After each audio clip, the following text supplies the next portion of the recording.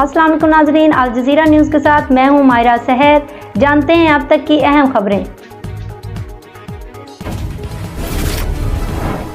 अब यहाँ रुक करते हैं सक्खर का, जहाँ पे हमारे bureau chief Al Jazeera news Syed Ziaur Rahman Kazi के मुताबिक जमीयत उलमा इस्लाम सूबा सिंध के सेक्रेटरी जनरल और पीडीएम के सूबाई सदर अल्लामा राशिद महमूद सोमरो मलक को तबाह करने में पाकिस्तान तहरीक इंसाफ का बहुत बड़ा किरदार है। इमरान खान न्याजी के IMF के मुआहदे के तहत मौजूदा हालात से निपटने के लिए पीडीएम हुकूमत हर मुमकिन कोशिश कर रही है। हुकूमत माशियत की बेहतरी के लिए जो हो सकेगा करेगी। इमरान खान ने मुल्क की सियासत को बदनुमा दाग लगाने की कोशिश की है, जो किसी सूरत कामयाब नहीं होगी।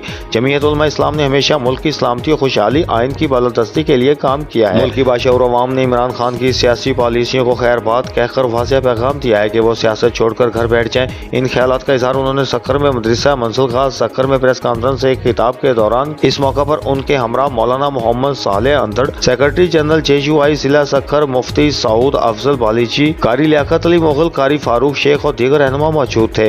अल्लामा राशिद महमूद सोमरो का मज़ीद कहना था कि हमारा ताल्लुक जमीयत उलमा इस्लाम से है और जब मेरा जनाजा उठेगा तो वो भी जमीयत के परचम के साथ उठेगा। 9 मई मुल्क का स्यातरीन दिन था जिस पर पूरी कौम ने दुख और अफसोस का इजहार किया। और T3 टेक्नोलॉजी की बदौलत 50 डिग्री सेंटीग्रेड की गर्मी में भी दे full performance. Cell inverter on, air conditioning का स्मार्ट सोल्यूशन।